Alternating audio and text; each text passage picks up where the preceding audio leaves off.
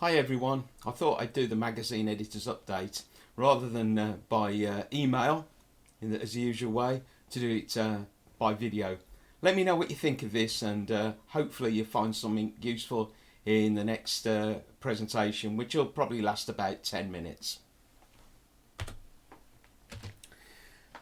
So obviously we're in difficult times at the moment, and it's quite challenging from your perspectives personally and everything else. We're all finding it difficult. Hopefully you'll find something in the next few slides that will help you in what your role is as a magazine editor and moving forward. I picked up some tips from a business conference I attended virtually, and and I think the message I picked up from it was that whatever's going on at the moment, it will eventually pass. And fear really can be as dangerous as the virus itself. Worry is not going to solve anything. If we can take control and focus on the things we can control, then that's all well and good. So I guess that's as much our own well-being as anything else. No, we don't know what we're gonna end up with at the end of it. And I'm thinking of your perspective of a magazine editor. I know it's possibly the thing you're least thinking about at the moment, but a number of you have got in touch with me and said, where do we go from here? And you've had to make some sort of quite urgent steps depending on where your magazine is. And I want to just share a few thoughts and things that have come through from your contacts and the emails. So it's the idea really is to try and pull everything together as much as possible. So obviously pubs are central to what we do, both socially and also from the point of view of they tend to be our main sponsors. I think there is some light at the end of the tunnel in that some of them are operating as food and drink takeaway services, and I think that's a positive step. But around me, I'd say that they're very much in the minority, and most pubs have actually closed. And if you don't subscribe to the Morning Advertiser, the online edition, which is completely free, then I'd recommend it. There's some, obviously there's some posts on there that show that, they are some of the most challenged services out there. And I guess in terms of trying to see a positive step on this, thinking of the use of hibernation rather than closure. It's sort of it puts a different slant on things, different meaning. We all value our pubs as central community hubs, and the fact that community hubs are already setting up. I've set one up myself in my local village, and I'm working with other supporters. But when the pubs do eventually reopen, I'm sure we're all going to want to have a massive party and go and start visiting them again. And I think that the use of that term does help. So in terms of your planning cycles for your magazines, that's obviously completely out the window. It's been challenging for a number of you. I know it depends on where you were in that cycle. So I was going to cover a couple of things that have happened in the magazines that we've published for you guys, and hopefully you'll find them of use. But I think it's fair comment to say that the schedules that you all have, that we work with you on these, are all sort of are up in the air. Maybe they're going on hibernation as well. So this is an example of one of the letters that one of you sent out to your sponsors, and I think that's it's brilliant. Now clearly, and particularly pubs, they're not going to be really thinking about the magazine. Although we did have one sponsor who contacted to say, please can you cancel our advert for the next issue of the magazine, and that prompted this letter which James, who's the editor of the Pint Take and the Worcestershire magazine, sent out, and we've shared that with the rest of you, and you've all sort of produced a variant of that. I know Mike up in Loonsdale, his team have sent out a similar type of letter, And I think it gives a few positive messages. First of all, you're thanking them for being a sponsor of the magazine, but it's also sort of giving them some positive information that they can use in terms of well, in terms of their own business. And you'll see a reference there to the Pulling Together campaign. So I think an email out to all of your advertisers is definitely recommended if you haven't already done it. I think all of you have.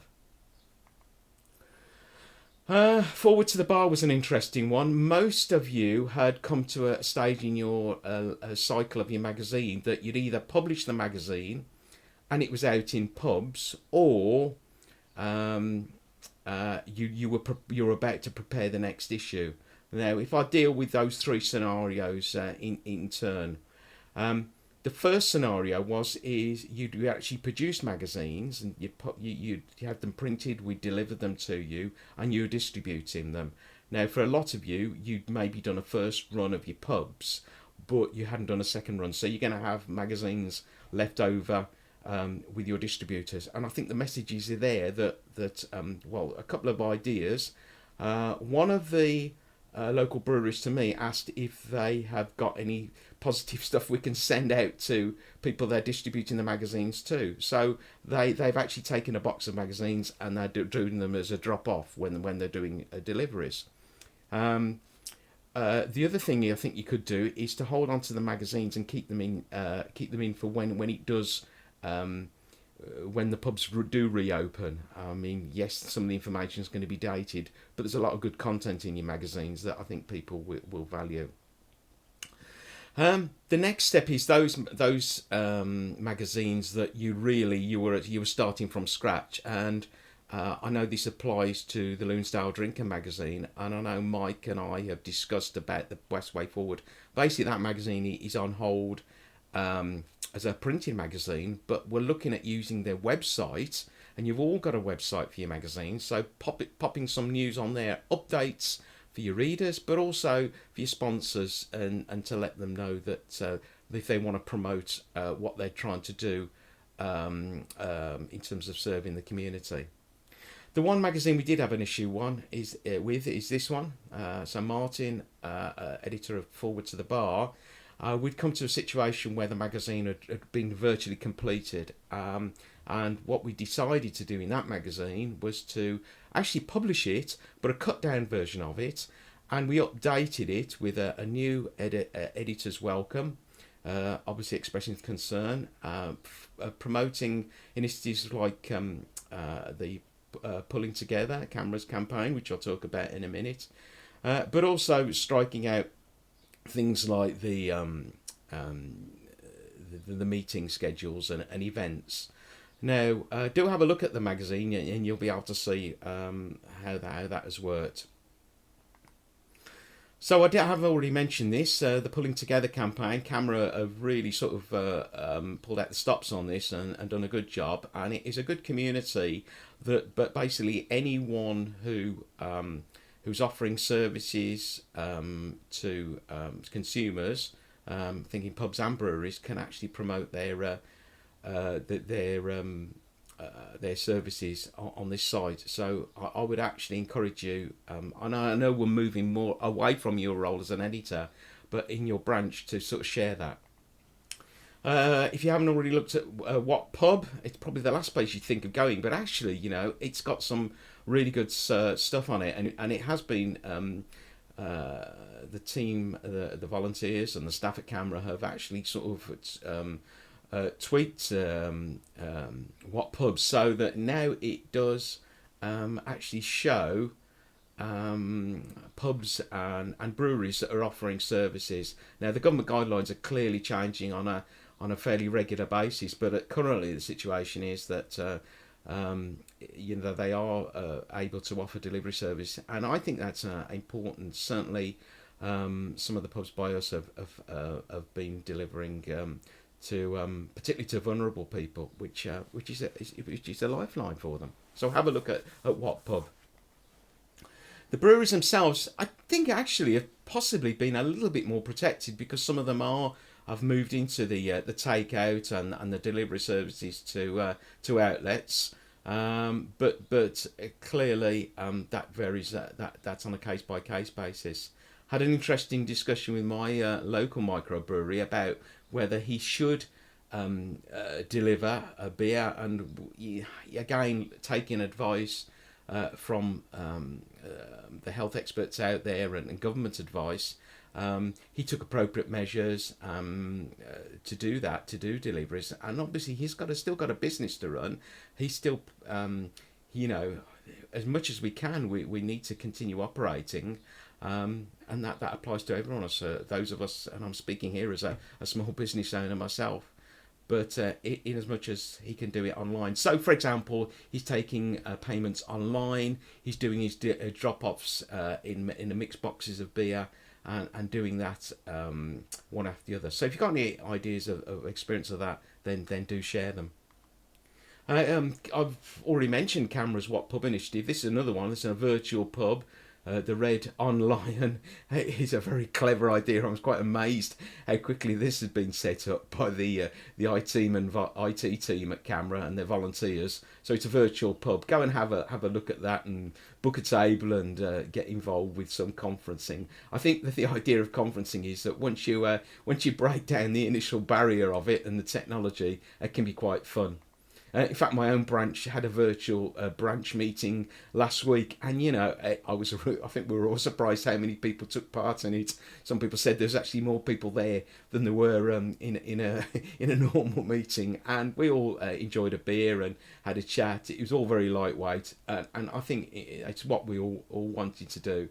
So that was something that was a bit of fun that you can do. Going back to your role as an editor, I'm still keeping the editor's vault updated. In fact, we've got 5 articles uploaded. I know some of you do value having content there to use from other sources, as well as the stuff that we've had permission, and we've been grateful to the likes of Pete Brown and Adrian Tierney Jones, well-known writers. We've had contributions from other sort of authors who providing content. So we've added some new articles on cider. There's quite a few there, which seem to be a few are asking for. And there's one from Rob Carter, who edits the Weir Ale Drinker, he's produced a couple of articles. He tends to end his magazine with these, and it's getting almost like a regular feature.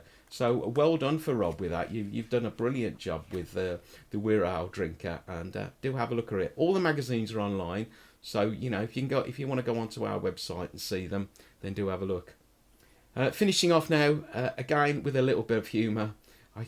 This is the one that sort of cracked me up. I actually I thought it was one of the funniest things. So try and break down the wealth of news. I'm certainly trying to regulate the amount of news that I listen to. But there we are. And that's it really. So thanks for listening. I hope you found that useful. Do stay in touch. You've got my contact details. If you want to drop me an email, if you want to have a call, get in touch. You know where I am. And thanks for listening. And if you do, if you do have anything you want to share, then please get in touch. Wishing you a very safe few days and few weeks, and we'll see you at the other side of it. Cheers, and let me know if you found this useful. Bye.